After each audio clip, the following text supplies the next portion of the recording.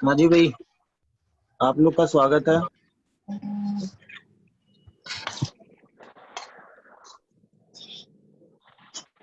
आज की क्लास में और सब लोग को वेरी गुड मॉर्निंग।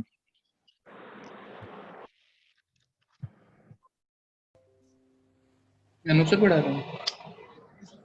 ठीक है, तो जो आपको स्टार्ट पसंद करते आते हैं हम हैं। लोग अपनी क्लास को। हम और लोग आप बोर हो गए जिसकी शक्ल से। तुम्हें क्या बोलता तो मेरी की शक्ल पढ़ देख रहे? के मैं समझ में आ रहा था तो पता ही चलता है। समझ ही नहीं आ रहा, उसकी शक्ल ही दिखती है फिर तो। तो आपका शक्ल रोज रोज एक और आई मीन सारी टीचर्स चेंज करते रहे हैं।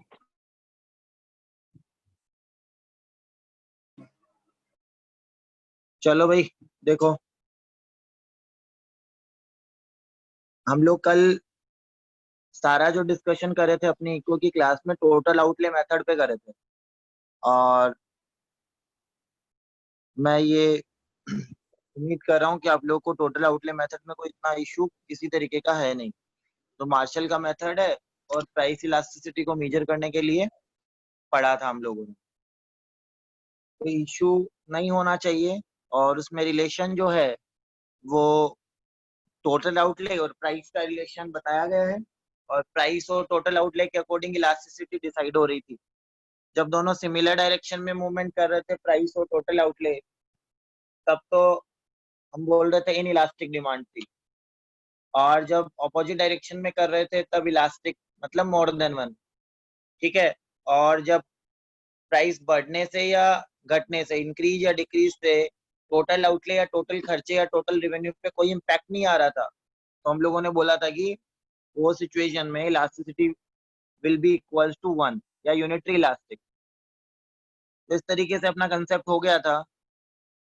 अब हम लोग आगे चलेंगे तो अतब से रिक्वेस्ट करेंगे सो दैट हम लोग स्क्रीन देख पाए और आगे चलें।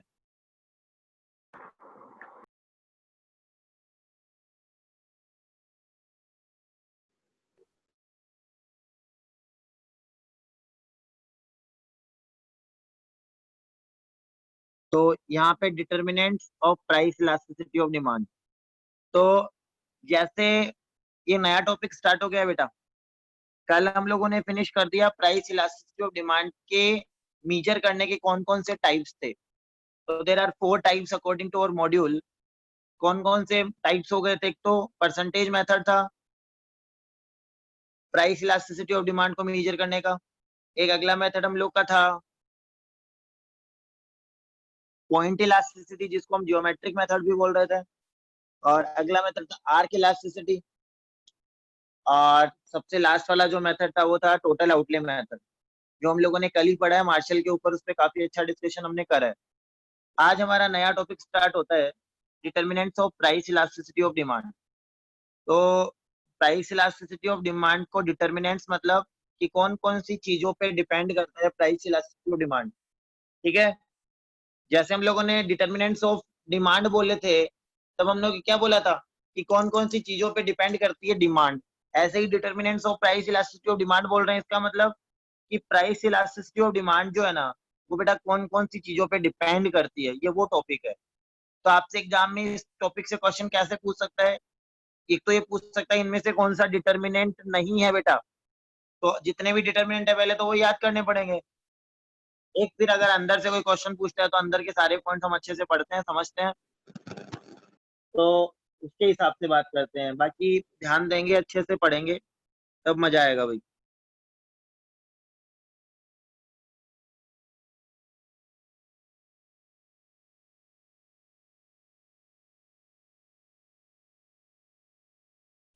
ठीक है। अब देखो पहले डिटर्मिनेंट्स के नाम पढ़ेंगे सबके कि कौन कौन से डिटर्मिनेंट्स हैं। तो अतः अवेलेबिलिटी ऑफ सब्स्टिट्यूट्स के बाद वाला सेकंड पॉइंट कौन सा है? देखो, position of commodity in A consumers budget, ये भी बहुत ही अच्छा पॉइंट है। अभी हम लोगों ने इसको पढ़ा नहीं है, ये नाम याद कर लिया। फिर है nature of the need that commodity satisfy. फिर आगे number of usages to which a commodity can be put. आगे चलो बेटा।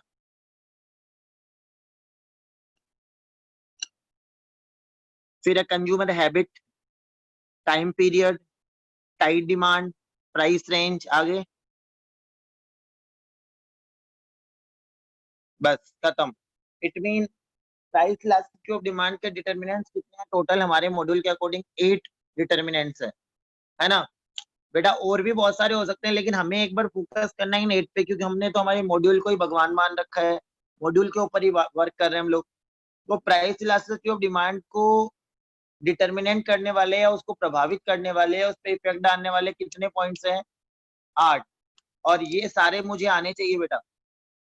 और इनके अंदर जो मैटर लिखा हुआ है, ये वाला मैटर, इसमें कोई इश्यू नहीं है। आगे चलो, अवेलेबिलिटी ऑफ सब्स्टिट्यूट्स के आगे चलो। ये जो अंदर का मैटर है ना, ये हम लोग को कोई पढ़ने की इतना नीड नहीं है, हालांकि पढ़ूंगा मैं जरूर, समझाऊंगा भी, लेकिन अगर आप हेडिंग समझ रहे हो तो अंदर का मैटर तुम नहीं भी समझते हो, नहीं पढ़ते हो तो भी चल जाता है, अगर हेडिंग समझ में आ गई है तो। समझ रहे हो बात? पोजीशन ऑफ कमोडिटी ने कंज्यूमर्स बजट, फिर nature of the need of the commodity satisfy. तो देखो, सबसे पहले तो ऊपर चलो, पहले वाले पॉइंट को मैं ओरली समझाऊंगा, अंदर जो लिखा हुआ है वो नहीं पढ़ रहे एक बार हम लोग। तो प्राइस इलास्टिसिटी हमारे मॉड्यूल के अकॉर्डिंग 8 पॉइंट्स ऐसे हैं जिन पर डिपेंड करती है। वो सारे नाम पहले याद कर लेना बेटा, वो सारे के सारे नाम जो है वो पहले याद कर लेना अच्छे से, फिर उनको हम लोग एक्सप्लेन करेंगे कि हाँ भाई इसकी वजह से इलास्टिसिटी जो है उस पर डिपेंडेंसी कैसे आती है, वो इलास्टिसिटी कैसे कम ज्यादा हो जाती है इसकी वजह से। ठीक है, अब यहाँ पे अवेलेबिलिटी ऑफ सब्स्टिट्यूट। तो देखो बेटा, सब्स्टिट्यूट का मतलब जानते हो आप क्या होता है? सब्स्टिट्यूट का मतलब, देखो मेरी बात समझना, ये अकाउंट्स का टीचर नंबर 1, ये अकाउंट्स का टीचर नंबर 2, मतलब इसका नाम ए है, इसका नाम बी है, ये मान लो। अब आपको ये डिसाइड करना है कि मेरे को इनमें से एक टीचर से ट्यूशन लेना है, समझ रहे हो? तो ऐसे अकाउंट्स के एक ए भी नहीं, कई टीचर्स हैं, सी भी हैं, डी भी हैं, बहुत सारे टीचर्स हैं, 10 जने हैं, 10 teachers are there in the market. ठीक है ना? अब आपको क्या है कि देखो, एक बात बताओ मुझे, आपको सब्स्टिट्यूट होने, सब एक दूसरे के सब्स्टिट्यूट है, सब्स्टिट्यूट होने का मतलब सब एक दूसरे की जगह पे काम आ सकते हैं, एक से नहीं पढ़ोगे दूसरे से पढ़ लोगे, दूसरे से नहीं पढ़ोगे तीसरे से पढ़ लोगे। समझ रहे हो मेरी बात? तो आप एक बात मुझे ये बताओ, जितने ज्यादा टीचर्स या जितने ज्यादा सब्स्टिट्यूट्स अवेलेबल होंगे किसी भी चीज के, जैसे हम, हमारा एग्जाम्पल इसमें अकाउंट्स का टीचर है, तो जितने ज्यादा अकाउंट्स के टीचर मार्केट में अवेलेबल होगे उतना ही ज्यादा तुम इलास्टिक होगे या नहीं होगे प्राइस को देख के, रिस्पॉन्स दोगे या नहीं दोगे? डेफिनेटली दोगे, क्योंकि तुम्हें पता है कि अगर एक टीचर ने दाम बढ़ा दी तो हम तो दूसरे के पास चले जाएंगे। अगर सब्स्टिट्यूट अवेलेबल है तो आप तुरंत भाग जाओगे, अरे छोड़ो रे यार, अपने तो बराबर ही तो है दोनों टीचर, इसने फीस बढ़ा दी तो अपने तो दूसरे के पास चलो। समझ रहे हो मेरी बात? इसका मतलब सीधी सी बात है, more substitute more elasticity of demand, more substitute more elasticity of demand. मेरी बात समझ लेना अच्छी तरीके से, अंदर जो रामायण या जो महाभारत लिखी हुई है उस पर इतना फोकस मत करना, यही लाइन है अंदर जो लिखी हुई है। सब्स्टिट्यूट जितने ज्यादा अवेलेबल होंगे बेटा उतना ही ज्यादा इलास्टिसिटी ऑफ डिमांड होगी। सब्स्टिट्यूट जितने ज्यादा अवेलेबल होंगे, इलास्टिसिटी ऑफ डिमांड बेटा उतनी ही ज्यादा होगी। क्यों होगी सर? क्योंकि आपके पास ऑप्शंस रहेंगे बेटा। अगर मान लो आप ले रहे हो एलजी का टीवी, आप चाहते हो एलजी का टीवी लेते हैं, मतलब आप देख रहे हो आपके जच रहा है, लेकिन एलजी के जैसे और मार्केट में बहुत सारे टीवी हैं। अब आपको लगता है जैसा एलजी है वैसा ये लोग है या ये टीवी है, तो आप वहां पे सब्स्टिट्यूट ढेर सारे अवेलेबल है, तो अगर एलजी ने अपनी प्राइस बढ़ा दी तो आप नहीं लोगे उसको। समझ रहे हो? तो जितने ज्यादा ऑप्शंस आपके पास है उतना ही ज्यादा आप रिस्पॉन्सिव होगे। मेरी बात समझ में आई या नहीं आई? It mean more substitute more elasticity, बस इतना लिख लो, खत्म है बात। और सब्स्टिट्यूट जितने कम होंगे या सब्स्टिट्यूट नहीं होगा तो क्या होगा बेटा? इलास्टिसिटी नहीं होगी, इन इलास्टिक डिमांड होगी उस चीज की। समझ रहे हो? क्योंकि कंज्यूमर के पास ऑप्शन ही नहीं है, जाएगा कहाँ पे वाकई? अगर सब्स्टिट्यूट है ही नहीं तो कंज्यूमर जाएगा कहाँ पे? दाम बढ़ाओ, कहाँ जाएगा? उसको आना पड़ेगा। समझ रहे नहीं समझ रहे? तो इट मीन मोर सब्स्टिट्यूट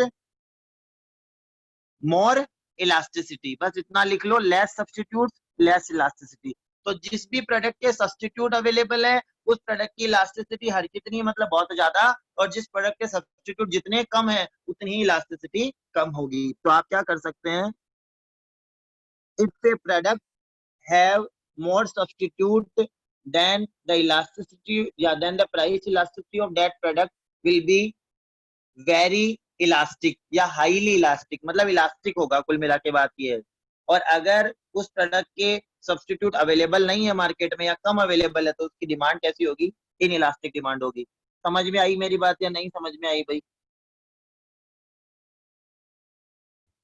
इस सब्स्टिट्यूट वाले पॉइंट में दिक्कत आएगी क्या? पूजा जी बोल रहे हैं जितने ज्यादा सब्स्टिट्यूट उतनी इलास्टिसिटी ज्यादा। ठीक बात है, एकदम सही बोल रहे हैं, यही मैं बोल रहा हूँ। पहले पॉइंट में याद हो गया या नहीं होगा? अरे सब्स्टिट्यूट से कैसे इंपैक्ट आता है इलास्टिसिटी पे, पता लग गया क्या? अरे नलायको कुछ बोलो, जल्दी बोलो यार। ये पॉइंट ये समझ में आ गया ना आपको कि more substitute more elastic demand and less substitute less elastic. Elastic मतलब कंज्यूमर रिस्पॉन्स। तो अगर आपके प्रोडक्ट के बहुत सारे सब्स्टिट्यूट है तो अगर आपने दाम बढ़ाए तो कंज्यूमर भागेगा दूसरी साइड, लेकिन नई सब्स्टिट्यूट्स हैं तो उसको आपका प्रोडक्ट लेना पड़ेगा बेटा। चलो आगे चलता हूँ, अंदर वाला बाद में पढ़ूंगा। और अगर आपको इतना जो मैंने बोला वो भी समझ में आ गया तो आपका काम हो गया, ठीक है ना? आपसे पूछे सब्स्टिट्यूट ज्यादा होंगे तो इलास्टिसिटी क्या रहेगी? मोर सब्स्टिट्यूट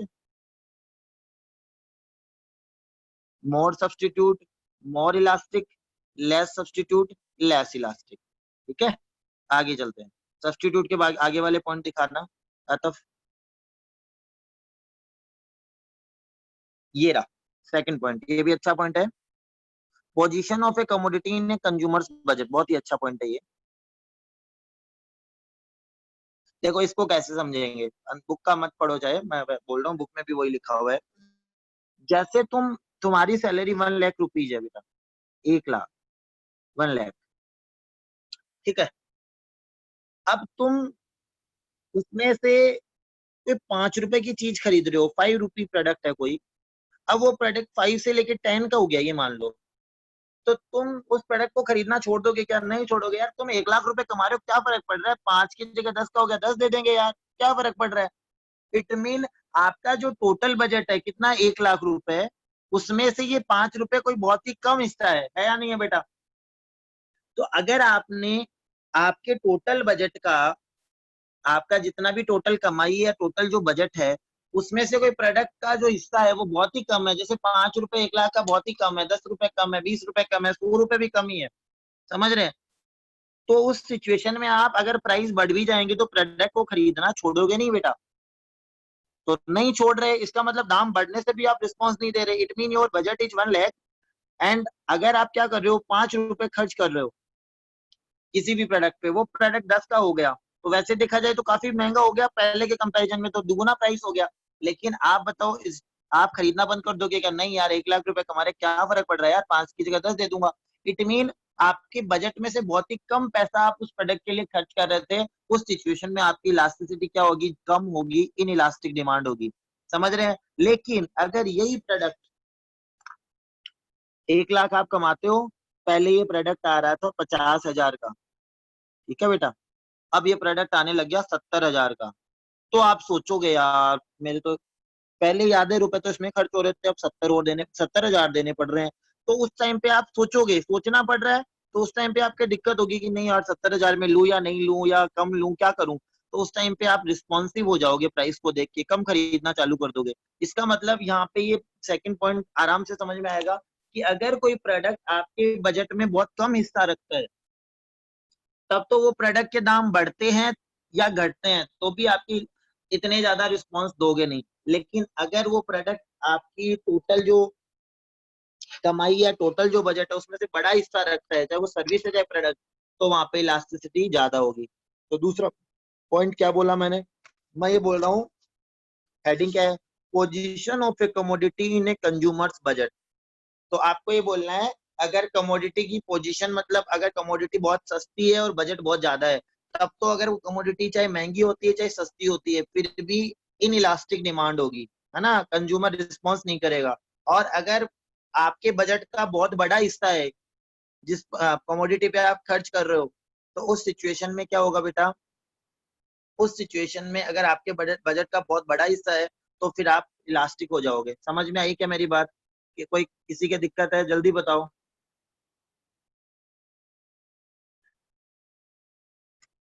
और नहीं आई तो तुरंत बताना था कि मैं दोबारा रिपीट करूं, कोई बात नहीं है। जिसके समझ में आई वो तो बताओ कुछ।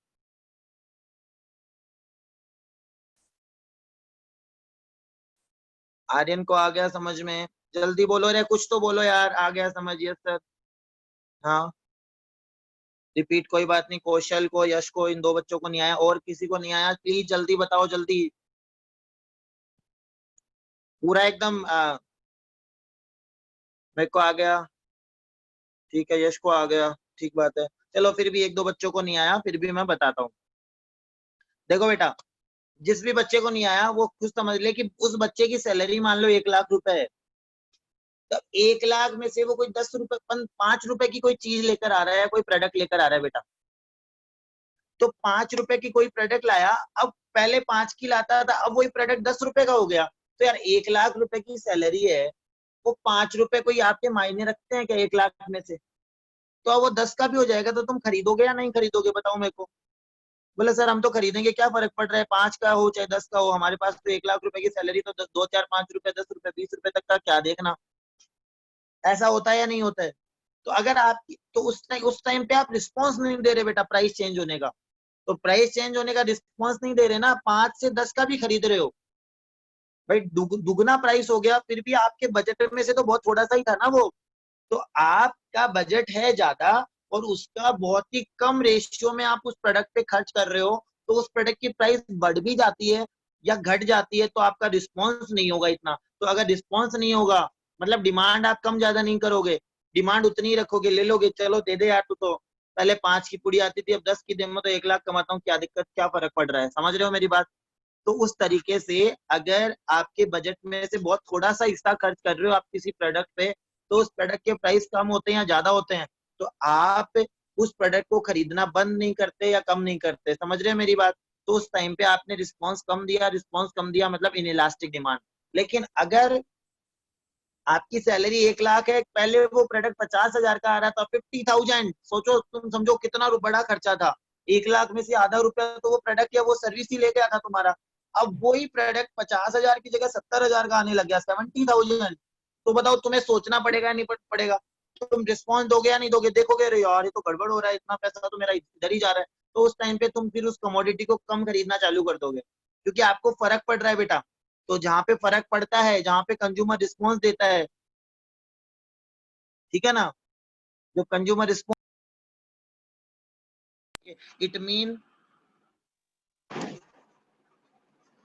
इट मीन इसका मतलब क्या हुआ? अगर मेरे बजट में से छोटा सा पार्ट खर्च कर रहा हूँ किसी प्रोडक्ट पे, तब तो उस प्रोडक्ट की इलास्टिसिटी होगी कम, इलास्टिसिटी डिमांड क्या होगी, कम। और अगर मैं मेरे बजट में से बहुत बड़ा हिस्सा खर्च कर रहा हूँ किसी प्रोडक्ट के ऊपर, तो उस प्रोडक्ट के लिए इलास्टिसिटी डिमांड कितनी होगी, ज्यादा, मतलब इलास्टिक, हाईली इलास्टिक। समझ गए? अब अगला पॉइंट,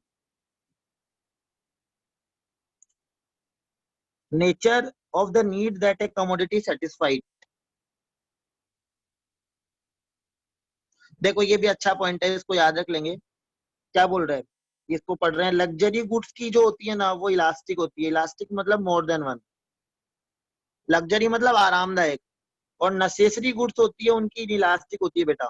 इनइलास्टिक मतलब एक से कम। क्यों?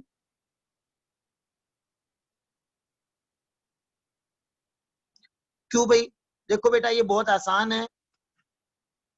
जिस चीज को, जिस चीज की आपको ज्यादा जरूरत है ना, उसकी इलास्टिसिटी हमेशा कम होगी, क्योंकि वो प्रोडक्ट महंगा हो चाहे सस्ता हो, आप उसको खरीदोगे। जैसे खाना है, तो खाना महंगा हो चाहे सस्ता हो, आपको खरीदना पड़ेगा बेटा, ठीक है। लेकिन गाड़ी है, तो एक मिडिल क्लास आदमी के लिए वो लग्जरी का काम करती है ना, मैं मिडिल क्लास आदमी की बात कर रहा हूँ। तो उस टाइम पे वो महंगी होगी तो तुम नहीं खरीदोगे। तो ये थर्ड पॉइंट जो है ना, वो ये बोलना चाह रहा है कि कोई चीज जितनी ज्यादा जरूरी है ना खरीदना, जिसके बिना पार नहीं पड़ सकती, वो उतना ही कम वो उतना ही कम इलास्टिक होगा, मतलब इन इलास्टिक होगा, मतलब उसके दाम बढ़ने या घटने से कंज्यूमर रिस्पॉन्स नहीं देगा, कंज्यूमर पहले जितना ही खरीदता जाएगा। जैसे बोले फूड की डिमांड इन इलास्टिक होती है, ठीक है। और अब बात करते हैं गाड़ी की डिमांड, इलास्टिक होती है। और सबसे बड़ी बात, देखो मैं बहुत बड़ी बात बोलने जा रहा हूँ, प्लीज मेरी बात अच्छे से सुनना। ये इलास्टिसिटी का जो कंसेप्ट है ना, इलास्टिसिटी का जो कंसेप्ट है वो रिलेटिव कंसेप्ट है बेटा। रिलेटिव कंसेप्ट कैसे, ये बात दिमाग में फिट कर लेना, नहीं डाउट बने रहेंगे हमेशा। इलास्टिसिटी का कंसेप्ट रिलेटिव कंसेप्ट है। रिलेटिव कंसेप्ट होने का मतलब ये पर्सन टू पर्सन वेरी करता है बेटा। ये लाइन अलग से कहीं ना कहीं जरूर लिखी हुई मिल जानी चाहिए तुम्हारी नोटबुक में, तुम्हारे मॉड्यूल में। एक मिनट प्लीज, मेरी बात कंप्लीट करने दो, लेट मी फिनिश। ये जो बात बोल रहा हूँ, अगर आप पूरा कंसेप्ट ढंग से समझना चाहते हो तो ये बात अच्छे से याद रख लेना। The concept of elasticity is relative concept. और आपका अगला डाउट आएगा, सर रिलेटिव कंसेप्ट क्या होता है? रिलेटिव कंसेप्ट का मतलब बेटा ये होता है कि ऐसा कंसेप्ट जो पर्सन टू पर्सन वेरी करता है। समझ रहे हो? पर्सन टू पर्सन वेरी करता है बेटा, वो रिलेटिव होता है। जैसे सर कैसे? मतलब ये देखो, सचिन तेंदुलकर और हम बात करें एक मिडिल क्लास आदमी, नॉर्मल आदमी, हम में से कोई भी मान सकते हैं। अब भाई 10 लाख रुपए की कोई प्रोडक्ट है, तो वो प्रोडक्ट सचिन तेंदुलकर के लिए किसी भी तरीके से उसकी डिमांड इलास्टिक नहीं होगी बेटा, लेकिन हमारे लिए बढ़िया तरीके से इलास्टिक होगी। अब वो प्रोडक्ट बेटा देखो, ये 10 की जगह 11 लाख का हो गया ये प्रोडक्ट, तो हम लोग तो दे रहे हो और पहले ही 10 में इतना माथा खराब हो रहा था, 11 का हो गया, कैसे पार पड़ेगी। लेकिन सचिन तेंदुलकर कुछ नहीं समझेगा, 10 की जगह 11 का हो जाएगा तो भी ले जाएगा। इसका मतलब सचिन तेंदुलकर के लिए वो प्रोडक्ट की डिमांड कैसी है बेटा? इन इलास्टिक है ना? रिस्पॉन्स नहीं दे रहा सचिन तेंदुलकर, कुछ नहीं समझ रहा उसे 1 लाख को। लेकिन हमारे लिए बेटा क्या है? इलास्टिक है, मतलब मोर देन वन है। इसका मतलब समझ गए ना? प्रोडक्ट तो बेटा वही है, एक ही, लेकिन है ना बंदे दो अलग अलग है, पर्सन अलग अलग हो गए ना। तो पर्सन की स्टेटस पे, पर्सन कौन है, उसकी आर्थिक स्थिति, उसकी इकोनॉमिकल कंडीशंस कैसी है, उसके अकॉर्डिंग डिसाइड होगा इलास्टिसिटी ऑफ डिमांड। समझ गए? तो कोई भी ऐसे रटेगा नहीं।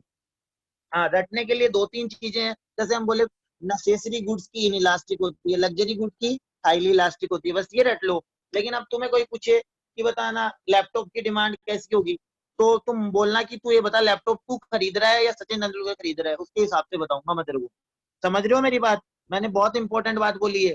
अगर सचिन तेंदुलकर लैपटॉप खरीदता है तो उसके लिए इनइलास्टिक डिमांड है लैपटॉप की, और एक मिडिल क्लास आदमी लैपटॉप खरीदता है, हमारे जैसा आदमी लैपटॉप खरीदता है, तो उसकी डिमांड कैसी होगी? इलास्टिक होगी। तो इट मीन पर्सन की जो बजट है, पर्सन का जो इनकम है, उस पर भी डिपेंड करती है इलास्टिसिटी ऑफ डिमांड। करती है या नहीं करती है? डेफिनेटली करती है। अगर मैं महीने के 10 लाख रुपए कमा रहा हूँ, तो मैं कोई 10-5 हजार रुपए का कोई प्रोडक्ट होगा, वो महंगा भी हो जाएगा तो मैं खरीदता चला जाऊंगा, क्या फर्क पड़ेगा। लेकिन अगर मैं महीने के 10,000 रुपए कमा रहा हूँ, तो मैं हर एक चीज को देखूंगा, नहीं नहीं यार इसमें मैं, इट मीन जो कंज्यूमर मोल भाव करता है, देखो समझो मेरी बात, जो कंज्यूमर मोल भाव करता है, जो पैसा बढ़ते ही ऐसे हो जाती है और दाम बढ़ गया क्या करूं, कैसे सेटल करूं मेरे बजट को, उसके लिए इलास्टिक डिमांड होती है। और जिस कंज्यूमर के फर्क नहीं पड़ रहा दाम वाम बढ़ने का, लेते चले जा रहा है, ठीक है ना, उसके लिए क्या होगा? इन इलास्टिक डिमांड होगी। जैसे सचिन तेंदुलकर के केस में मैं बात करूं, ज्यादातर प्रोडक्ट की डिमांड सचिन तेंदुलकर, जो प्रोडक्ट हम यूज करते हैं उन सब प्रोडक्ट की डिमांड सचिन तेंदुलकर के लिए इन इलास्टिक होगी बेटा। सचिन तेंदुलकर रिस्पॉन्स नहीं करेगा।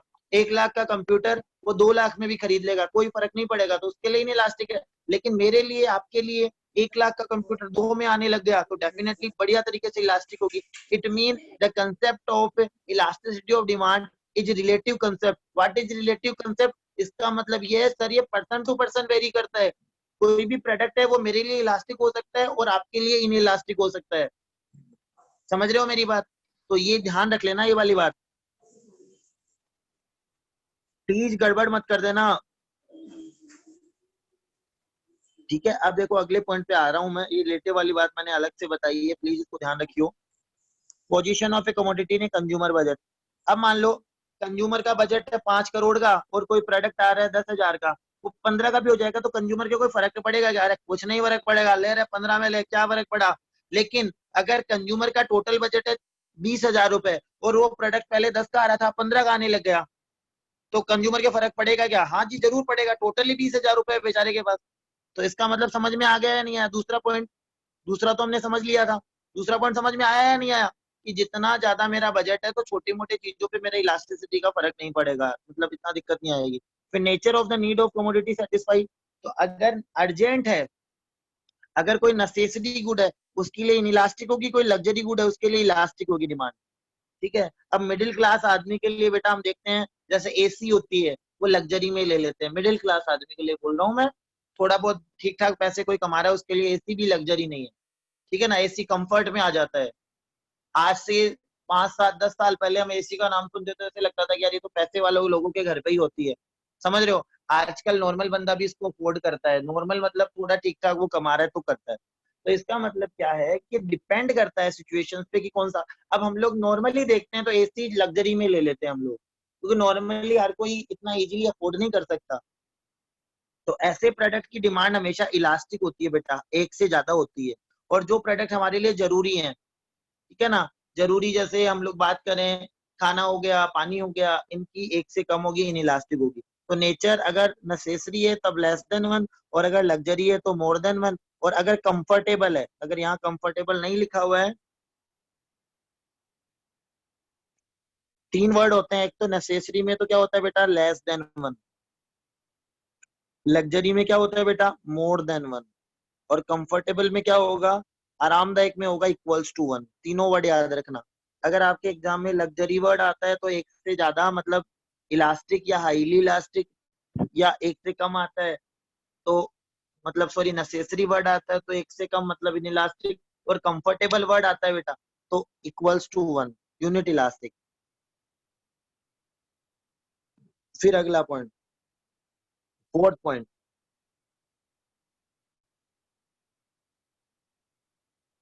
ये भी बहुत आसान है, अंदर से कुछ मत पढ़ना, एक लाइन याद रख लेना।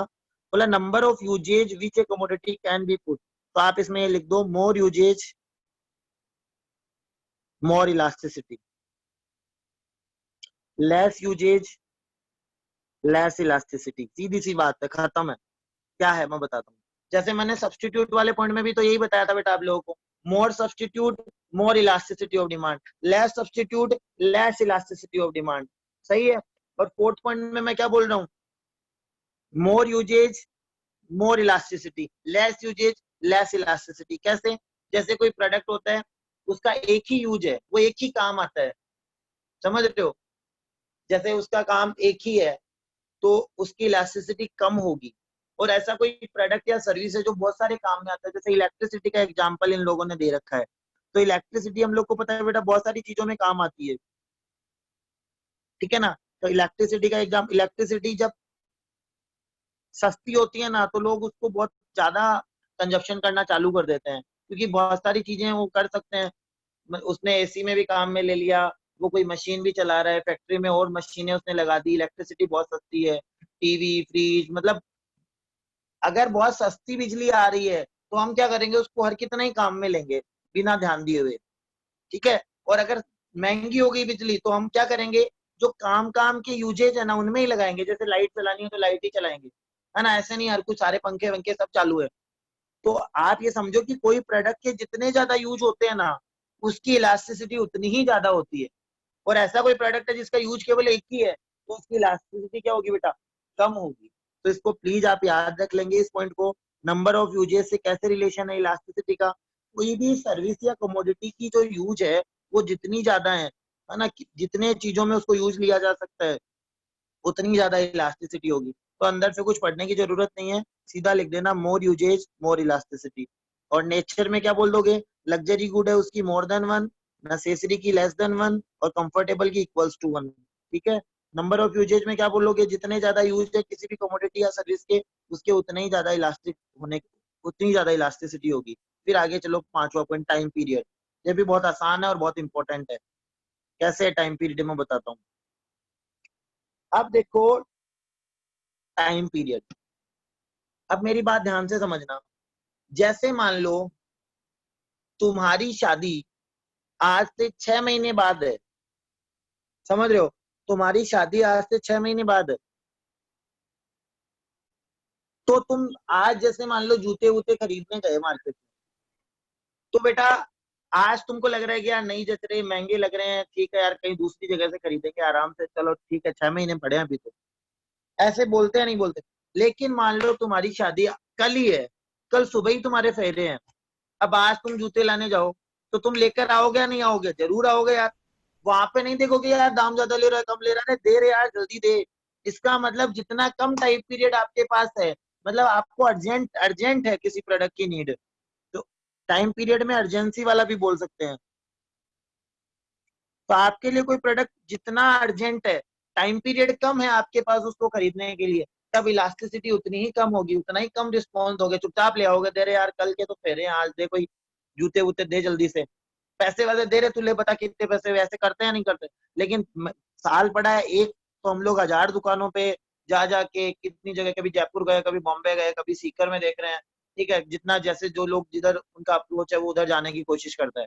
It mean more time period more elasticity, less time period less elasticity, खत्म है बात। तो अगर आपको किसी प्रोडक्ट को खरीदने के लिए टाइम पड़ा है आराम से इजीली, ठीक है ना, तो आप उतने ही ज्यादा सोचोगे, जो सोचता है वो इलास्टिक होता है, सीधी सी बात है। समझ में आया या नहीं आया? तो टाइम जितना ज्यादा है उतना ही इलास्टिक होगे, और टाइम आपको जरूरी है, जल्दी से लो, तो फिर क्या हो जाओगे बेटा, इन इलास्टिक हो जाओगे। समझ गए या नहीं समझे मेरी बात? जैसे भाई और एक एग्जांपल देता हूँ, वैसे तो वो शादी वाला एग्जांपल बहुत अच्छे से समझ में आया होगा तुम लोग के।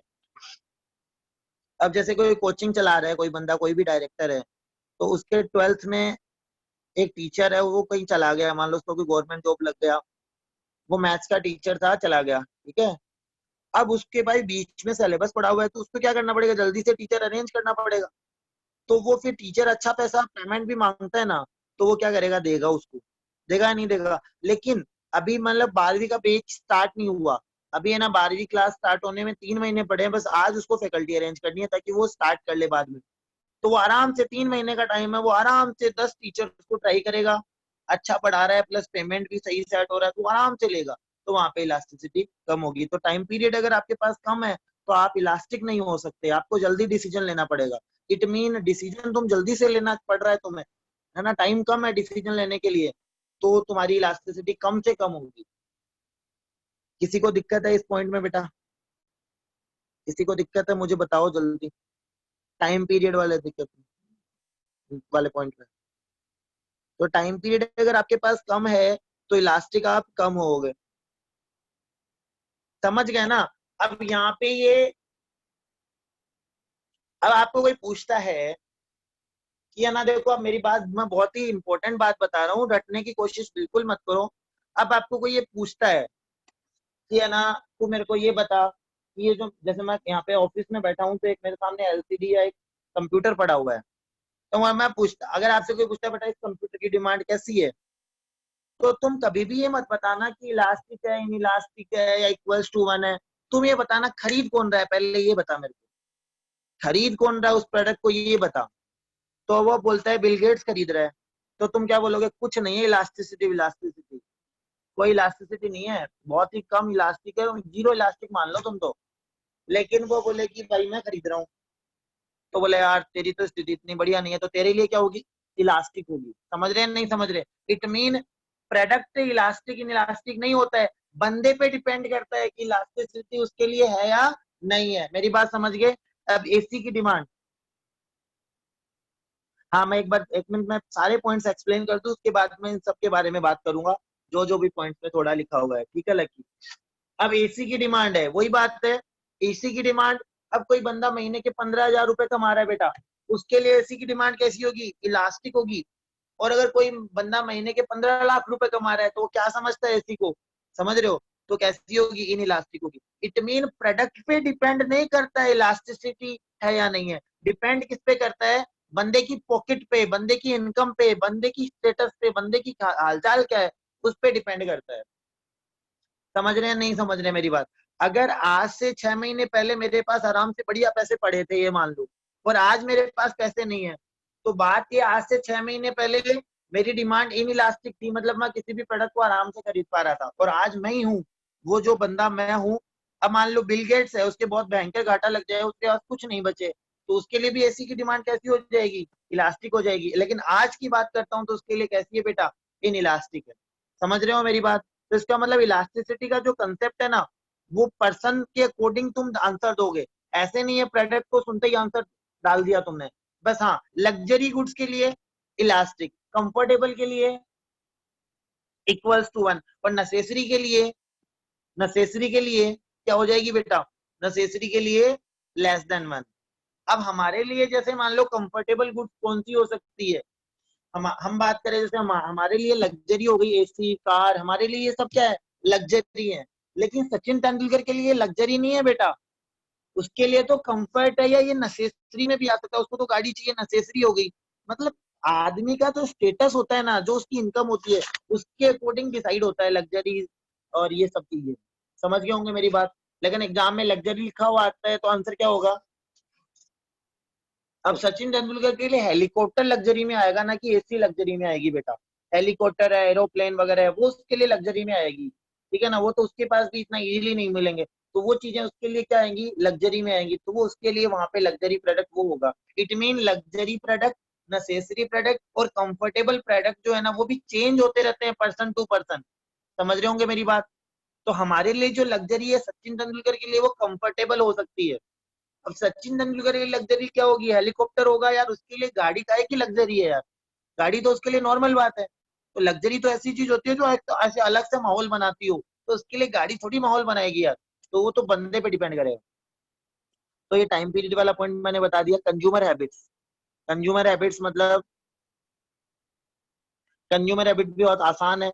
अरे किसी के कोई चीज की लत लगी हुई है, किसी को भैया ना तानसेन खाना है, रजनीगंधा खानी है, तो खाएगा वो। इट मीन उसके लत लग गई, हैबिट भयंकर वाली पड़ गई, तो दाम बढ़े चाहे कम हो, वो इलास्टिक नहीं होगा, वो बंदा इनइलास्टिक होगा। और अगर आपके उस चीज की लत नहीं है, हैबिट भयंकर पड़ी नहीं है, तो आप अगर दाम बढ़ जाएंगे तो छोड़ दोगे। समझ रहे हो? तो ये गुटखा वगैरह, ये दारू वगैरह चीजें होती हैं, जो नशे वाली चीजें होती हैं, इनकी लोगों को लत लग जाती है। तो वहां पे वो बंदा देखता नहीं है, 10 20 50 रुपए बढ़ भी जाते हैं तो लेकर आता है वो। तो कंज्यूमर हैबिट का ये पॉइंट है, ये वाला। हाँ, एडिक्टेड, ठीक बात है। अब ये देखो, टाइट डिमांड क्या होती है? टाइट का मतलब बंधी हुई।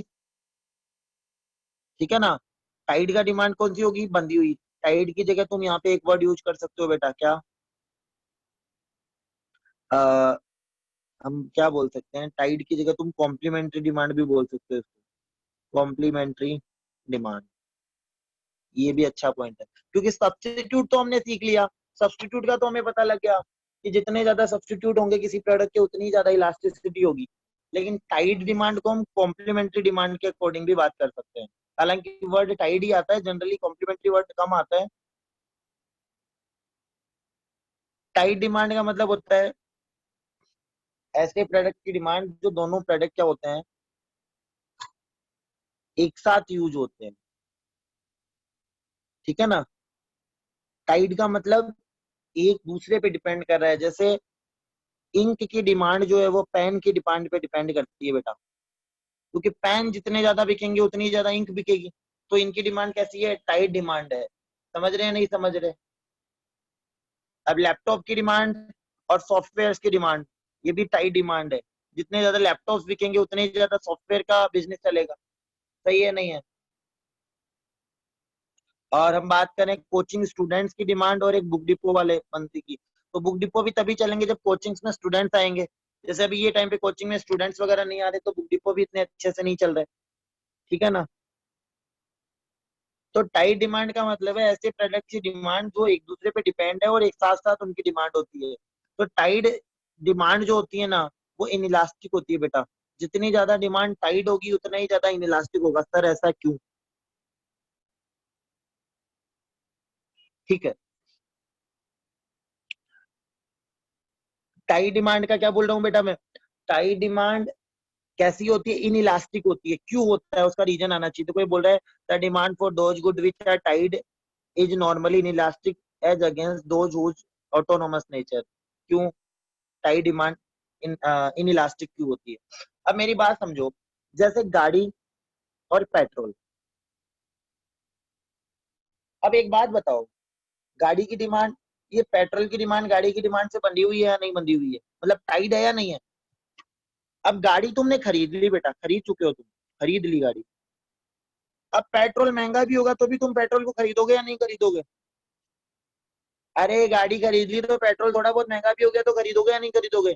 इसका मतलब अरे यार तुमने 10 लाख की गाड़ी खरीदी है, 2 4 रुपए पेट्रोल के बढ़ भी जाएंगे तो कम थोड़ी कर दोगे, खरीदोगे। इसका मतलब गाड़ी ले आए, इतनी बड़ा खर्चा कर दिया, तो फिर अब इन ये जो पेट्रोल की डिमांड तुम्हारे लिए कैसी हो जाएगी बेटा? इन इलास्टिक हो जाएगी। जैसे तुमने प्रिंटर खरीदा, कोई कोचिंग चलाने वाला बंदा उसने प्रिंटर खरीद लिया, वो प्रिंटर आया लगभग 25,000 का, अच्छा प्रिंटर लेकर आया वो। अब प्रिंटर में जो इंक चलती है, जैसे प्रिंटर पे जो इंक डलती है, ठीक है ना, वो अगर महंगी भी हो जाती है तो भी वो प्रिंटर चलाना बंद थोड़ी कर देगा यार। तो वहां पे इंक की डिमांड टाइड है, किसकी डिमांड से? प्रिंटर की डिमांड से। तो टाइड डिमांड हमेशा इनइलास्टिक होती है, समझ रहे हो मेरी बात? टाइड डिमांड कैसी होती है? इनइलास्टिक। जिसको हम देखो इंक, ये प्रिंटर और इंक कार्ट्रिज का जो दे रखा है ना इन लोगों ने, तो समझ गए होंगे मेरी बात।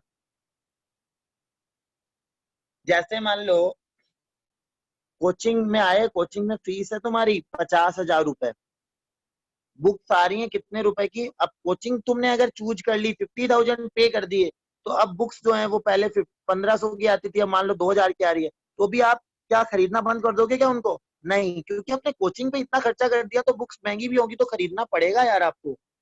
तो ये भी टाइड डिमांड है, कोचिंग की डिमांड और बुक्स की डिमांड। तो जो डिमांड टाइड होती हैं, जो जुड़ी हुई होती है, वो इनइलास्टिक होती है बेटा। और जो ऑटोनोमस होती है, जिनका एक दूसरे से कोई क्या बोले हैं उसको, एक दूसरे से कोई रिलेशन नहीं होता, तो वो कैसी होती है? इलास्टिक होती है। समझ गए मेरी बात? टाइट। अब प्राइस रेंज, प्राइस रेंज वाला तो आसान सा पॉइंट है, प्राइस रेंज वाला पॉइंट कोई अलग नहीं है। तो वो पॉइंट जो है ना, उस पॉइंट में किसी तरीके की कोई परेशानी आएगी नहीं। देखो, दाम कोई प्रोडक्ट के ज्यादा है, वही ये प्राइस रेंज वाला और कंज्यूमर बजट वाला जो पॉइंट है ना, ये 8 पॉइंट, और एक बार आता ऊपर चलना है यार, 8 वाला पॉइंट, और हाँ हाँ रुको, ये वाला सेकंड वाला पॉइंट, बस ये दोनों एक ही पॉइंट है, अलग नहीं है, बस नाम अलग है।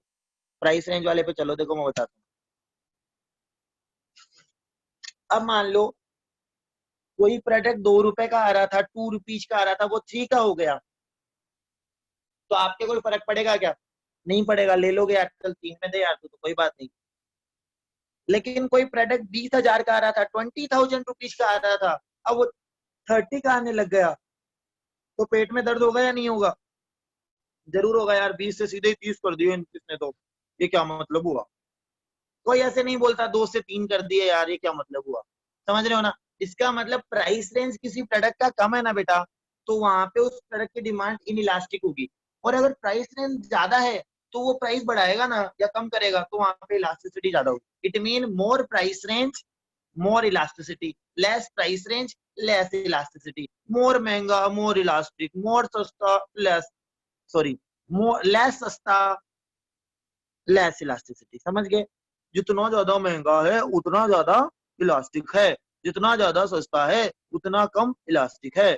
ये बात है, सीधी सी बात। तो आपको लगता है ये चीज महंगी है, आप पहले से ही उसको महंगा समझ रहे हो, फिर उसके दाम बढ़ गए तो आप, अरे यार ये क्या हो रहा है? और कोई चीज पहले से तुम्हें लगा 2 रुपए की चीज है यार, 3 की हो गई, 4 की तो 5 ले यार, कोई बात नहीं, ऐसे चीजें होती हैं। तो यहाँ पे ये समझने की बात है, प्राइस रेंज ये सब पे डिपेंड करता है। बट हम जनरली क्या है, मिडिल क्लास लोगों के हिसाब से ये कंसेप्ट पढ़ते हैं, ठीक है ना? तो हम लोग जनरली बोल देते हैं, जैसे बोले लैपटॉप की डिमांड, तो लैपटॉप की डिमांड हम सबको पता है मिडिल क्लास लोग को लिए कैसी होती है? इलास्टिक होती है। समझ रहे हो? एसी की डिमांड इलास्टिक होती है, मिडिल क्लास लोगों के हिसाब से आंसर दो।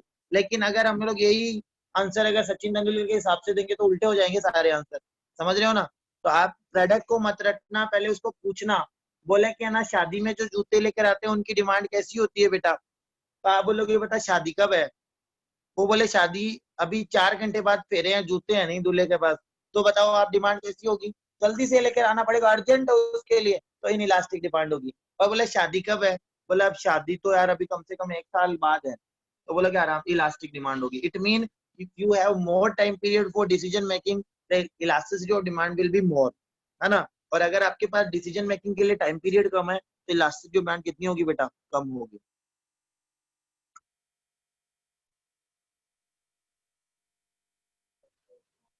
आप देखो यहाँ पे नीचे चलना है एक बार,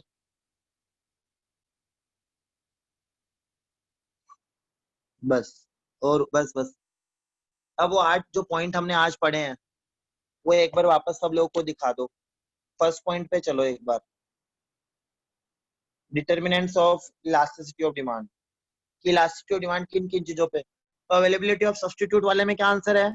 अंदर से कुछ पढ़ने की कोई जरूरत नहीं है, फिर भी आप पढ़ना चाहते हो तो पढ़ लेना, बाकी कोई जरूरत नहीं है बेटा, कुछ मत पढ़ना, बस इतना बोल देना सर किसी भी प्रोडक्ट के जितने ज्यादा सब्स्टिट्यूट होते हैं ना उसकी डिमांड उतनी ज्यादा इलास्टिक होती है, और सर जिस भी प्रोडक्ट के सब्स्टिट्यूट कम होते हैं या नहीं होते हैं उसकी डिमांड सर ना उतनी कम इलास्टिक होती है, मतलब इनइलास्टिक होती है। बस खत्म है, अंदर से कुछ पढ़ने की जरूरत नहीं है बेटा। फिर आगे चलो, दूसरा पॉइंट क्या है, position of commodity in consumers budget. तो बोला सर है ना, बजट अगर मेरा 1 लाख का है और कोई प्रोडक्ट 200 रुपए का आ रहा है तो वो 250 का भी हो जाएगा, 250 का भी हो जाएगा, तो कोई फर्क नहीं पड़ेगा। लेकिन बजट मेरा 1 लाख का है और कोई प्रोडक्ट पहले 50 का आ रहा, 50,000 का आ रहा था, अब 60 का हो रहा है, तो मुझे सर फर्क पड़ेगा। इट मीन अगर कंज्यूमर बजट में किसी भी प्रोडक्ट का हिस्सा कम है, किसी भी प्रोडक्ट का जो पोर्शन है वो बहुत कम है, तब तो वो महंगा हो चाहे सस्ता हो कंज्यूमर पे इम्पैक्ट नहीं डालेगा। और अगर कंज्यूमर बजट में उस प्रोडक्ट का हिस्सा, उस कमोडिटी का हिस्सा ज्यादा बड़ा है तो इम्पैक्ट आएगा, इट मीन इलास्टिसिटी बढ़ेगी वहां पे। फिर nature of need that a consumer satisfied. तो नीड अगर नेसेसरी गुड्स है, मतलब जरूरी है आपके लिए, तो इलास्टिक डिमांड है। कंफर्टेबल है तो इक्वल्स टू 1 है, और अगर आप उसको लग्जरी मानते हो उस प्रोडक्ट को तो उसके लिए आपकी डिमांड होगी इलास्टिक, मतलब मोर देन 1 होगी। तो नेचर 3 तरीके के बता दिए, एक तो कंफर्टेबल का बताया, एक लग्जरी का बताया, एक नेसेसरी का बताया। तीनों में नेसेसरी में लेस देन 1 मतलब इन इलास्टिक, कंफर्टेबल में इक्वल्स टू 1, और है ना लग्जरी में मोर देन 1। फिर अगला पॉइंट है nature of usages to which commodity can be put. तो ये कि कितने नंबर कितनी जगह उसको काम में ले सकता हूँ। तो जितने more uses more elasticity, less uses of a product less elasticity. ये याद रख लेना कि किसी प्रोडक्ट के जितने ज्यादा यूज हो सकते हैं ना, जैसे इलेक्ट्रिसिटी के बहुत सारे यूज हो सकते हैं, तो इलेक्ट्रिसिटी की डिमांड इलास्टिक होती है। और अगर कोई प्रोडक्ट है उसके यूज कम हो सकते हैं, बहुत कम होते हैं, तो उसकी डिमांड कैसी होगी, इन इलास्टिक होगी। फिर आगे चलो, अल्टरनेटिव यूजेस, सही बात है, एक ही बात है। टाइम पीरियड वाला एग्जांपल आपको मैंने समझाया था, जितना ज्यादा टाइम पीरियड है आपको किसी भी चीज को खरीदने में, उतना ही ज्यादा आप इलास्टिक होगे, है ना। टाइम पीरियड है 6 महीने आराम से, तो आराम से उतना ही ज्यादा इलास्टिसिटी रहेगी, रिस्पॉन्स दोगे। और टाइम पीरियड आपके पास कम है किसी चीज को खरीदने का, तो आप इन इलास्टिक होगे, लेकर आना पड़ेगा। फिर है कंज्यूमर हैबिट। हैबिट मतलब वही लत, जिसको एडिक्शन बोल सकते हैं। तो अगर आप एडिक्टेड हो, जैसे गुटखे वगैरह के एडिक्टेड हो जाते हैं कई लोग, नौजवान बच्चे और कई लोग हो जाते हैं, है ना, तो वो उस प्रोडक्ट को खरीदेंगे। तो एडिक्शन पे डेफिनेटली, हैबिट्स पे डेफिनेटली इम्पैक्ट फर्क पड़ता है। टाइट डिमांड मतलब अगर कोई प्रोडक्ट की डिमांड टाइट डिमांड है तो इलास्टिसिटी क्या होगी, इन इलास्टिक होगी। ऐसे एग्जांपल दो, बोले गाड़ी ले आए तो पेट्रोल खरीदोगे, पेट्रोल महंगा भी हो गया तो भी खरीदोगे क्योंकि टाइट डिमांड है, दोनों साथ साथ चलेंगे। प्रिंटर ले आए तो इंक भी खरीदोगे, तो वो टाइट डिमांड हो गई बेटा। किसी को कोई परेशानी नहीं होनी चाहिए। और ऑटोनोमस डिमांड मतलब कोई रिलेशन नहीं है, तो वहां पे इलास्टिसिटी ज्यादा होती है। फिर प्राइस रेंज, ये मैं बोल दिया, मोर महंगा मोर इलास्टिक, ठीक है ना। जितना सस्ता होगा उतना ही कम इलास्टिक होगा, और जितना महंगा होगा, प्राइस जितना ज्यादा होगा उतना ही इलास्टिसिटी होगी। अब किसी भी स्टूडेंट को इनमें पॉइंट्स में दिक्कत है तो सर इसके पूछ अंदर सकते तो कुछ और ही लिखा है। हैं। और इलास्टिसिटी ऑफ डिमांड कैसा कंसेप्ट है, रिलेटिव या एब्सोल्यूट है। रिलेटिव कंसेप्ट है, रिलेटिव होने का मतलब बेटा पर्सन टू पर्सन वेरी करेगा, पर्सन टू पर्सन वेरी करेगा। कोई चीज सचिन तेंदुलकर के लिए इनइलास्टिक होगी, वो हमारे लिए इलास्टिक हो सकती है, हाईली इलास्टिक हो सकती है। It mean the elasticity of demand concept is calculated on different different person basis, ठीक है ना। तो पर्सन के बेस पे हम लोग उसका आंसर देंगे, ऐसे सीधा सीधा नहीं आएगा। अब किसी को कोई परेशानी है, समस्या है इन सारे डिटर्मिनेंट्स में, तो प्लीज पूछें आप।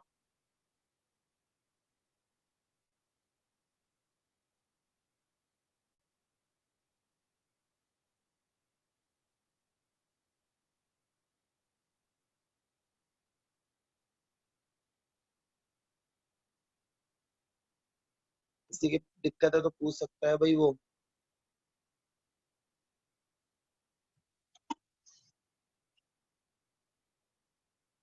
प्राइस रेंज बेटा, प्राइस अगर महंगा है ना, तो भाई महंगा है इसका मतलब तुम क्या करोगे, सोचोगे कि यार इतना महंगा खर्चा कर रहा हूँ, तो रिस्पॉन्स दोगे या नहीं। अरे आप एक छोटा सा कंसेप्ट है इसमें, और कुछ नहीं है। मेरी बात सुनना अच्छे से। अगर कंज्यूमर सोचता है ना ज्यादा, तब तो होता है इलास्टिसिटी ज्यादा। और कंज्यूमर सोचता नहीं है इतना ज्यादा प्राइस को देख के, तब होता है बेटा इलास्टिसिटी कम। तो अब कोई चीज तुम पहले 5 में ला रहे थे, अब 6 में लाने लगे, तो तुम इतना सोचोगे क्या, नहीं सोचोगे यार 1 रुपया और ले ले यार। लेकिन कोई चीज तुम पहले वही प्रोडक्ट पहले 50,000 में आ रहा था, अब 60,000 में आने लग गया, तो तुम सोचोगे यार कि यार 10,000 रुपए महंगा हो गया, सोचना पड़ेगा यही लूं या कोई दूसरा लूं या नहीं लूं। इसका मतलब है प्राइस रेंज जितना ज्यादा होगा ना, भाई जितना बड़ा खर्चा करते हो तुम लोग उतना ही ज्यादा इलास्टिक होते हो बेटा, मैं ये समझाना चाहता हूँ। क्योंकि खर्चा ज्यादा करोगे तो तुम सोचोगे 10 बार कि यहाँ पैसे लगाऊं या नहीं लगाऊं, और जहां तुमने सोच लिया वहां इलास्टिसिटी ज्यादा है बेटा।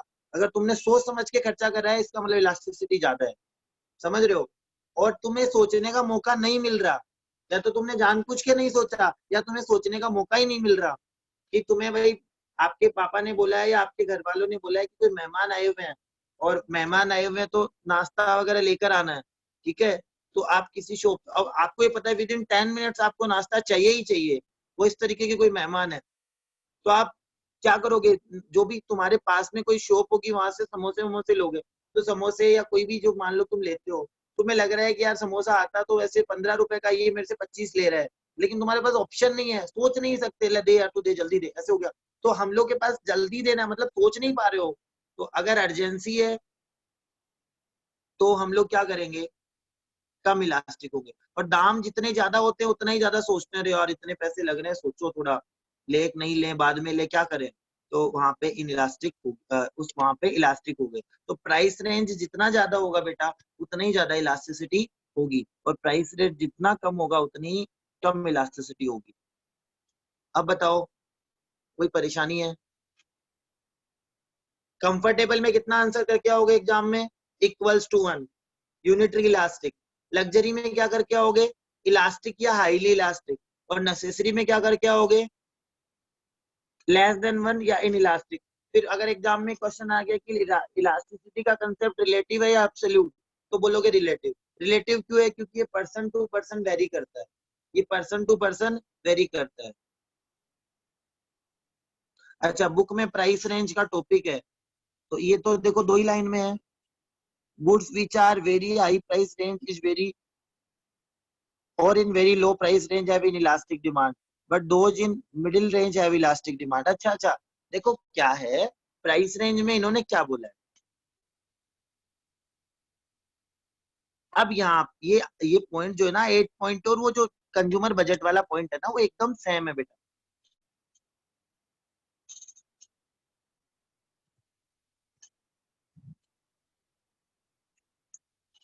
ये बोला goods which are very high price range और in very low price range have inelastic demand. बस आप यहाँ पे जो इसने लिखा है ना वो नहीं समझ के मैं बोल रहा हूँ, वो बात समझो, क्यों समझो वो भी बताऊंगा। मैं बोल रहा हूँ कि प्राइस रेंज जितनी ज्यादा होगी ना उतना ही ज्यादा क्या होगा, इलास्टिसिटी होगी, और प्राइस रेंज जितनी कम होगी उतनी कम इलास्टिसिटी होगी। मतलब कोई प्रोडक्ट बहुत सस्ता है तो इन इलास्टिक डिमांड होगी, और कोई प्रोडक्ट बहुत महंगा आ रहा है तो इलास्टिक डिमांड होगी। क्यों, अब इसने क्या लिखा है और मैं क्या बोल रहा हूँ उसमें डिफरेंस है। आप सही बोल रहे हो, उसमें डिफरेंस क्या है। बोला goods are very high price range, अब very high price range and very low price range have inelastic demand. तो ये पता है क्या बोल रहा है, अब ये वेरी हाई प्राइस रेंज पे इन इलास्टिक डिमांड हम कैसे करें। मतलब ये बोल रहा है कि तुम्हारी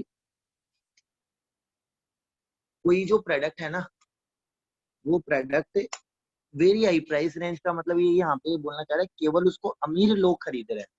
समझो मेरी बात कि वेरी हाई प्राइस मतलब इतनी प्राइस की उसको मिडिल क्लास आदमी खरीद नहीं पा रहा, तो वेरी हाई प्राइस वाले को कौन खरीदेगा, अमीर खरीदेगा। हम जो बोल रहे हैं हमारे हिसाब से अमीर कौन है, सचिन तेंदुलकर है। तो जैसे हम बोले कि हमारे लिए 50 लाख की गाड़ी वेरी हाई प्राइस रेंज में आ जाएगी, सबको पता है, आई थिंक ऑलमोस्ट हम सबकी सिचुएशन ये ऐसी है कि 50 लाख की गाड़ी जो है वो हमारे लिए वेरी हाई प्राइस रेंज में ही है। हो सकता है तुम में से कोई 1-2 बच्चा हो जिनके फादर ने कोई बहुत अच्छी मेहनत करी हो या बहुत उनका बिजनेस हो, या नहीं बता पाऊंगा कि वो उनके पास है सब, बट आई थिंक हम लोग के पास सब लोग की सिचुएशन ये है कि 50 लाख की गाड़ी जो है वो सबके लिए वेरी हाई प्राइस रेंज हो सकती है। लेकिन सचिन तेंदुलकर के लिए अब वो वेरी हाई प्राइस रेंज भी उसको इनइलास्टिक लगेगी, लगेगी या नहीं लगेगी। 50 लाख की है चाहे 55 लाख की है, ले लेगा वो, क्या फर्क पड़ेगा उसे। तो यहाँ पे वेरी हाई प्राइस रेंज से मतलब यहाँ पे ये है बेटा कि ऐसी प्रोडक्ट जिनको केवल अमीर लोग परचेज करते हैं, है ना, यहाँ पे इसलिए इसने इनइलास्टिक दिया है वेरी हाई प्राइस रेंज को भी और वेरी लो प्राइस रेंज को भी। इसने इनइलास्टिक डिमांड बोला है। ठीक है, अब यहाँ पे तुम्हें एक बात समझाता हूँ, है ना, ये पॉइंट ही तुम्हारे मन को छू गया ना, तो तुम्हें एक बात और समझा देता हूँ। क्या? अब आपको कोई बोलता है ना, जैसे सीधा सीधा क्वेश्चन आ गया एग्जाम में कि रिच पर्संस की जो डिमांड है वो कैसी होती है, आप आंसर दोगे इनइलास्टिक। और अगर आपसे कोई पूछता है पुअर पर्संस की जो डिमांड है वो कैसी होती है, उसमें भी आप आंसर दोगे क्या, इनइलास्टिक। ये सर ये क्या मतलब हुआ, रिच की भी इनइलास्टिक पुअर की भी इनइलास्टिक, क्या मजाक कर रहे हो आप? मजाक नहीं कर रहा यार, मैं सही बोल रहा हूँ। कैसे? अब आप बताओ, रिच पर्सन जो ज्यादातर प्रोडक्ट खरीदते हैं, ज्यादातर प्रोडक्ट में उनको कोई जोर नहीं आता है बेटा प्रोडक्ट खरीदने में। 50 लाख का हो चाहे 60 लाख का हो, खरीद ले आएंगे वो। अब विराट कोहली लेके आता है 50 लाख की गाड़ी लाता है, चाहे करोड़ की खरीद ले आएगा, तो उसके लिए उस प्रोडक्ट की डिमांड क्या होगी, इन इलास्टिक। तो ज्यादातर प्रोडक्ट की डिमांड उसके लिए कैसी है बेटा, इन इलास्टिक। मेरी बात का समर्थन करते हो या नहीं करते? विराट कोहली के लिए ऑलमोस्ट प्रोडक्ट की डिमांड कैसी होती है, इन इलास्टिक। ठीक है, अब अमीर लोग में तुम कोई भी देख लो, बिल गेट्स को देख लो, अमिताभ बच्चन देख सकते हो, जो भी बड़े बड़े लोग जिनके नाम चलते हैं मार्केट में, तो अमीरों की डिमांड इन इलास्टिक। और गरीब लोग जो होते हैं, पुअर पर्सन होते हैं, अब एक बताओ, जो गरीब आदमी है वो तो केवल और केवल रोटी कपड़ा मकान चाहिए उसको, तो उसको तो क्या चाहिए, केवल खाना वाना चाहिए, एकदम काम निकालता है बेचारा वो अपना। तो मैंने क्या बताया, जो नेसेसरी गुड्स होती हैं, अरे गरीब लोग तो केवल नेसेसरी गुड्स पे ही जाते हैं, कंफर्टेबल भी नहीं लेते, ना ही उनको लग्जरी चाहिए। तो नेसेसरी गुड्स की डिमांड कैसी होती है, वो भी कैसी होती है, इन इलास्टिक होती है। कैसी होती है, इन इलास्टिक। तो इसका मतलब क्या हुआ, अमीर लोगों के तो फर्क नहीं पड़ता पैसे कम ज्यादा होने का, तो उनके लिए तो वैसे ही इन इलास्टिक होगी। और गरीब लोग केवल और केवल नेसेसरी गुड्स ही यूज कर पाते हैं, तो नेसेसरी गुड्स की वैसे ही इन इलास्टिक होती है। इसका मतलब अमीरों के लिए डिमांड इन इलास्टिक होती है, गरीबों के लिए भी इन इलास्टिक होती है। अब ये जो इलास्टिसिटी का कंसेप्ट बच गया किसके लिए, ये कंसेप्ट बच गया हमारे जैसे लोगों के, मिडिल क्लास लोगों के। मिडिल क्लास, या हम बोले लोअर मिडिल क्लास या हायर मिडिल क्लास, तो जो मिडिल क्लास है ना, उनके लिए इलास्टिसिटी उस सोसाइटी में ज्यादा होती है। एक एग्जाम में क्वेश्चन और आता है जो आपके मॉड्यूल में नहीं लिखा हुआ है, हालांकि इनडायरेक्टली उन्होंने ये मॉड्यूल में लिख लिया है। डिस्ट्रीब्यूशन डिस्ट्रीब्यूशन ऑफ वेल्थ, ये तुम्हें लिख लेना चाहिए या समझ लेना चाहिए जरूर से। जो 8 पॉइंट है उसके बाद में 9 पॉइंट में ये लिख लेना चाहिए। डिस्ट्रीब्यूशन ऑफ वेल्थ से भी डिपेंड करती है कौन, इलास्टिसिटी। अब कोई ऐसी सोसाइटी है जिसमें वेल्थ का इक्वल डिस्ट्रीब्यूशन है बेटा, इक्वल डिस्ट्रीब्यूशन होने का मतलब सबके पास बराबर बराबर पैसा है, तो ना कोई गरीब है ना कोई अमीर है, तो इक्वल डिस्ट्रीब्यूशन में सब लोग कैसे होते हैं, मिडिल क्लास होते हैं। क्योंकि ना तो कोई गरीब रहेगा ना कोई बहुत अमीर हो पाएगा, लगभग सबके पास बराबर बराबर है।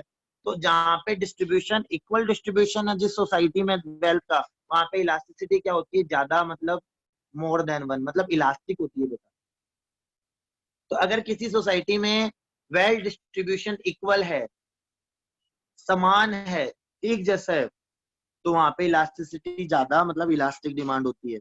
और अगर किसी सोसाइटी में डिस्ट्रीब्यूशन ऑफ वेल्थ जो है वो कैसा, अनइक्वल है, अनइक्वल होने का मतलब या तो अमीर लोग हैं या फिर गरीब लोग हैं, मतलब मिडिल क्लास लोग कम है, तो अनइक्वल डिस्ट्रीब्यूशन है, तो वहां पे क्या होगा बेटा, इलास्टिसिटी कैसी होगी, कम होगी, लेस देन वन, मतलब इन इलास्टिक।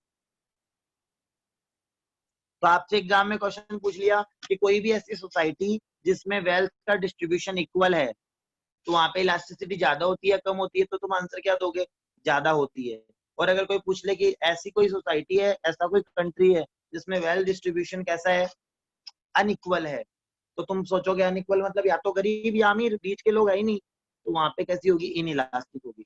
तो ये पॉइंट भी तुम लोग को लिख लेना चाहिए। अब बताओ कोई दिक्कत है?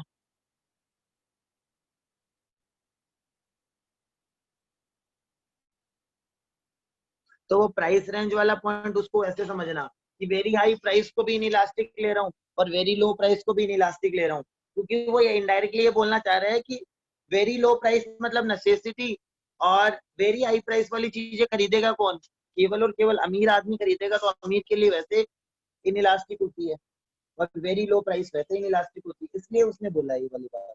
और मिडिल प्राइस रेंज जो होती है ना, मिडिल प्राइस रेंज, उसमें कैसी होती है, इलास्टिक होती है। तो ज्यादातर मिडिल क्लास लोग ही सोचते हैं यार ये महंगा हो गया सस्ता हो गया, ना तो गरीब सोचेंगे, क्योंकि गरीबों को तो बेचारों को गेहूं आटा वाटा मिल जाए वही बहुत है, और ना ही अमीर सोचेंगे, क्योंकि अमीरों को वैसे कोई फर्क नहीं पड़ रहा, 10 20 50 रुपए ज्यादा भी हो गए तो कोई फर्क नहीं पड़ रहा, 1 लाख 2 लाख भी ज्यादा हो गए तो फर्क नहीं पड़ रहा। लेकिन मिडिल क्लास लोग ऐसे कंसेप्ट पे ध्यान देते हैं ज्यादा। किसी को कोई दिक्कत है क्या इन सारे पॉइंट्स में? प्लीज एक बार ये सारे पॉइंट्स फिर से पढ़ लेना आप लोग, है ना? कि आपको कोई इशू हो तो बताना कि भाई ये सर समझ नहीं आया या ऐसा कुछ हुआ, और अभी भी पूछना चाहते हो तो पूछ लो। बाकी आज आपकी लोग की क्लास शायद नहीं है, मैसेज आया है मेरे पास, तो अब एक उतने टाइम फिर हम लोग वही 12 बजे मिलते हैं। लोग की क्लास शायद नहीं हो पाएगी, कोई मैम को शायद काम होगा। ठीक है, तो आप थोड़ा रेस्ट कर लो। कुछ बच्चे ऐसे बोलते भी रहते हैं सर हमें कंटिन्यू इतनी लंबी लंबी क्लासें होती हैं, तो हाँ जी, मुबारका मुबारका सब लोगों को। जय हो। तो थैंक यू भाई, मिलते हैं हम लोग 12 बजे के आसपास। ओके।